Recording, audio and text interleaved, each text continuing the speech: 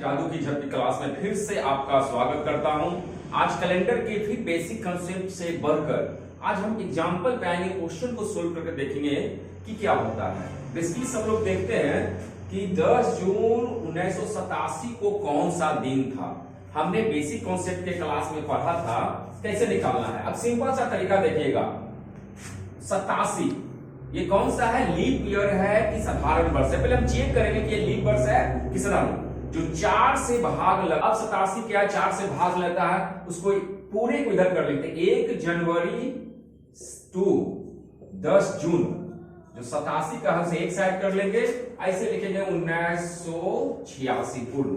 अब हम इसके कोड को लिखेंगे 1 जनवरी 1900 का मतलब क्या, इसे 1900 प्लस 86 हो गया।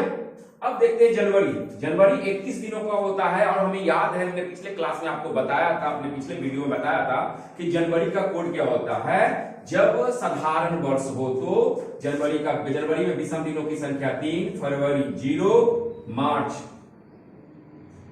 अप्रैल, मई और जून कितना है 10 जून का मतलब हुआ 10 को अगर हम 7 से भाग देते हैं तो 3, कितने दिन बच गए 3। अब आगे की ओर बढ़ते हैं। 1900 का भी हम 1900 वर्षों में विषम दिनों की संख्या हमने बताया था क्या होता है, एक लिख देंगे। और 86 वर्ष में कितने लीप वर्ष है और कितने साधारण वर्ष है पहले उसे करना है। तो 21 चौका 84, 21 हो गए लीप वर्ष जिसमें होते विषम संख्या की 2 और 65 हो गए साधारण वर्ष और उसमें विषम दिनों की संख्या 1। अब जोड़ लेते हैं 3 3 6 9 12 12 2 14 हो गया। अब सबको जोड़ते हैं तो 14 1 42 और 65। अब करते हैं 7 8 8 4 12 के 2 बाकी 1 4 4 10 10 1 11 1 12 122 विषम दिन।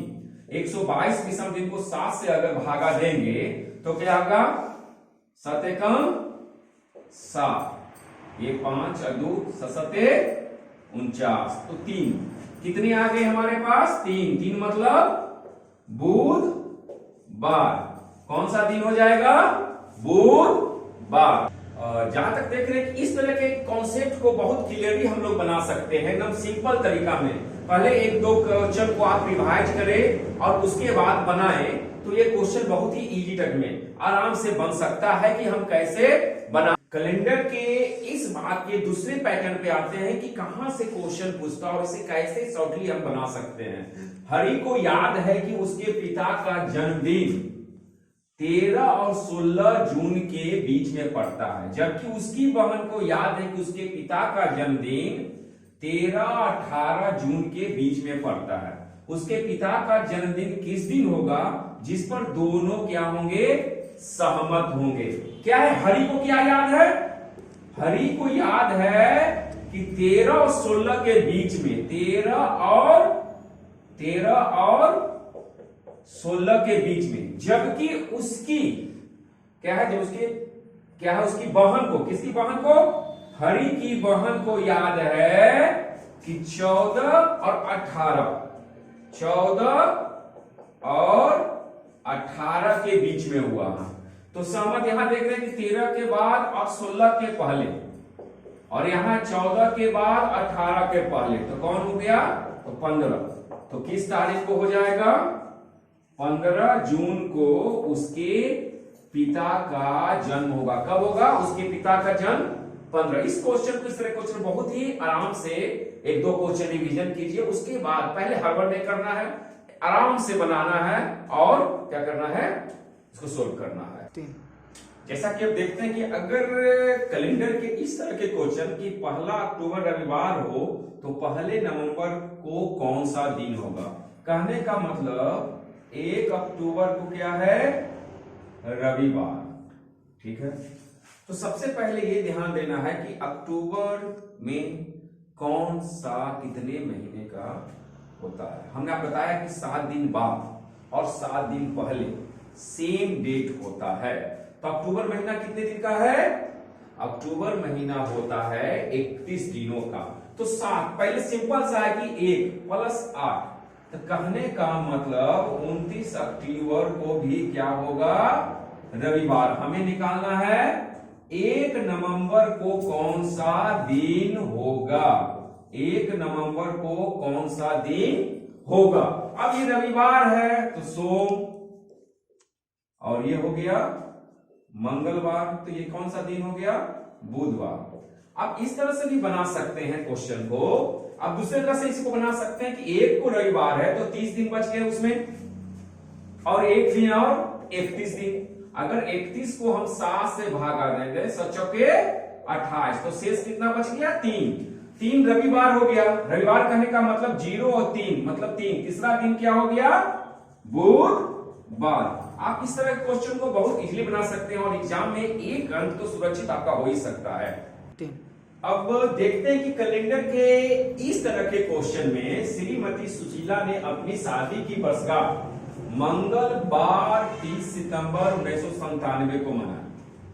अपनी अगली शादी की वर्षगांठ वह उसी दिन कब मनाई, कहने का मतलब वो तो हर साल वर्षगांठ मनाएगी, पर वो कौन सा महीना और साल होगा जिसमें मंगलवार पड़ेगा।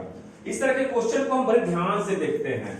क्या है, पहले तो देखते हैं कि 30 सितंबर 1997 को क्या है, मंगलवार, और ये देख रहे हैं कि साधारण वर्ष है। और उसी की तरह देखते हैं कि 30 सितंबर 1998 मतलब 1 साल बढ़ता है, 1 होता है, तो क्या हो जाएगा, ये बुधवार। अब आगे बढ़ते हैं इसी तरह से 30 सितंबर 1999 1 और बढ़ जाएगा तो हो जाएगा गुरुवार। अब 30 सितंबर 2000 तो क्या होगा, अब देख रहे हैं कि 2000 लीप वर्ष है, और लीप वर्ष में फरवरी क्या होता है, 29 दिनों का, तो 1 दिन साधारण वर्ष में बढ़ता है, तो लीप वर्ष में मैंने बताया था 2 दिन बढ़ेगा। तो जब 2 दिन बढ़ेगा तो क्या हो जाएगा, शनिवार। जब ये शनिवार हो जाएगा तो 30 सितंबर 2001 को वह रविवार को मनाएगी, 30 सितंबर 2002 को वह सोमवार को मनाएगी, और अगला है 30 सितंबर 2003 को मंगलवार। क्या है, मंगलवार। तो क्या है, अगली जो उसकी वर्षगांठ होगी मंगलवार दिन, वह कब होगी, 30 सितंबर 2003। इसमें क्लियर देखते हैं कि हर साधारण वर्ष में क्या है, साधारण वर्ष में 1 दिन, और लीप वर्ष में क्या होगा, 2 दिन। पर हमें गौर से देखना कि लीप वर्ष किस महीने को होती है। लीप वर्ष का जो महीना होता है वो फरवरी में 29 दिन का होता है और 1 दिन बढ़ता है। तो इस चीज को देखकर हम कर सकते हैं और इस तरह के क्वेश्चन को हम बहुत इजीली सॉल्व कर सकते हैं। हम देखते हैं कि कैलेंडर की इस तरह के सवाल को एन वरुण से 300 दिन बड़ी है, क्या है, 300 दिन, और संदीप एन से 50 सप्ताह। 50 सप्ताह करने का मतलब हुआ 50 गुने 7 मतलब 7 पचे 35, 350 दिन बड़ा। यदि संदीप मंगलवार को, क्या है, संदीप मंगलवार को पैदा हुआ था, तो वरुण किस दिन पैदा हुआ, संदीप। चलिए संदीप एन वरुण लिख लेते हैं। अब इस तरह से क्या है, एन वरुण से 300 दिन और संदीप एन से 50 सप्ताह। तो संदीप कितना दिन, तो पहले ये निकालते हैं ना, 300 प्लस 50 गुने 7, तो कितना हो जाता है, 300 प्लस 350, इसका मतलब 650। अब हम निकालते हैं कि 650 दिन में कितने विषम संख्या है, तो 650 भागा 7 है ना, तो 9 बटे 9 सते 63 टू 7 दूनी 14 मतलब 6 दिन। क्या हुआ, 6 विषम दिन, 6 विषम दिन। आप देख रहे हैं कि संदीप कब पैदा हुआ, मंगलवार को। कब, मंगलवार को। तो मंगलवार प्लस 6, तो मंगल के बाद 6 दिन गिनेंगे, बुध बृहस्पति शुक्र शनि रवि सोम, तो कब हो गया, सोमवार को। तो वरुण किस दिन पैदा हुआ, वरुण किस दिन पैदा हुआ, सोमवार को। ठीक है, इस तरह के क्वेश्चन को बहुत इजीली हम लोग ढंग से कर सकते हैं और देख सकते हैं कि कैसे क्या बनते हैं। अब इस तरह के कैलेंडर के इस तरह क्वेश्चन में यदि किसी एक विशेष वर्ष का कोई एक महीना शुक्रवार को समाप्त होता है तो उस महीने में कुल कितने मंगलवार होंगे। इस तरह के क्वेश्चन हमेशा एग्जाम में पूछते हैं और उनसे क्लियर होना चाहिए। किसी वर्ष, अब हम समझ सकते हैं किसी वर्ष कोई महीना 28, 29, 30 या 31 को ही समाप्त होगा। ये हो सकता है लीप वर्ष और साधारण वर्ष के मुताबिक कोई महीना आप किसी का 28, 29, 30। कहने का मतलब मानिए कि 31 तारीख को कोई महीना शुक्रवार पड़ता है, शुक्रवार पड़ता है, तो उस महीने कितने मंगलवार पड़ेंगे। जहां तक हम देख रहे हैं अगर 30 को शुक्रवार पड़ता है तो हम अगर जाते हैं तो गुरु, बुध और मंगल। एक एग्जांपल के तौर पर है क्या कि 28 तारीख को मंगल पड़ता है, अगर 28 को पकड़ पड़ता, हमने कहा कि 7 दिन बाद और 7 दिन पहले सेम दिन, अगर 28 को पड़ता है तो 27 को पड़ेगा, सॉरी 28 को पड़ता है तो 21 को मंगलवार पड़ेगा। तो 7 के गुणज में मतलब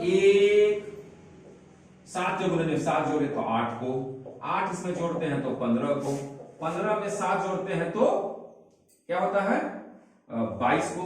तो कहने का मतलब इस तरह के मंगल पड़ेंगे। तो कहने का मतलब आप कोई भी महीना अगर शुक्रवार को खत्म होगा तो उस महीने 4 मंगलवार तो पड़ना ही पड़ना है। क्या है 4 मंगलवार। तो कहने का मतलब कोई यदि किसी एक विशेष महीने का कोई एक महीना शुक्रवार, वो 28 को शुक्रवार पड़े, 29 को पड़े, 30 को पड़े, 31 को पड़े, उस महीने कितने मंगलवार होंगे 4 मंगलवार होंगे। और इस तरह के क्वेश्चन को हम बहुत इजीली कैलेंडर के इस भाग के इस तरह के क्वेश्चन में अगर दिया रहे कि सीता का जन्म कब हुआ शुक्रवार को, अब पूजा का जन्म उसके 15 दिन बाद, किसके उसके 15 दिन बाद हुआ। हम देखते हैं इस तरह में कि सीता का जन्म शुक्रवार, कब शुक्रवार, और उसके 15 दिन बाद किसका होता है जन्म पूजा का। तो आप देख रहे हैं कि शुक्रवार प्लस 14 मतलब फिर होगा अगले 14वां दिन क्या होगा शुक्रवार प्लस 1 तो 15वां दिन क्या हो जाएगा शनिवार। तो कहने का मतलब पूजा का जन्म कब होगा शनिवार को, पूजा का जन्म शनिवार को होगा। आज के इस सेशन कैलेंडर के बहुत सारे क्वेश्चन को हमने देखा है और समझा है और बनाया है। अगर किसी तरह का कोई प्रॉब्लम आपको होता है तो आप मेरे मैसेज बॉक्स में जाकर कमेंट कर सकते हैं, लाइक कर सकते हैं, और आप मेरे चैनल को अच्छा लगे तो सब्सक्राइब कीजिए, लाइक कीजिए और लोगों को भी शेयर कीजिए। जय हिंद।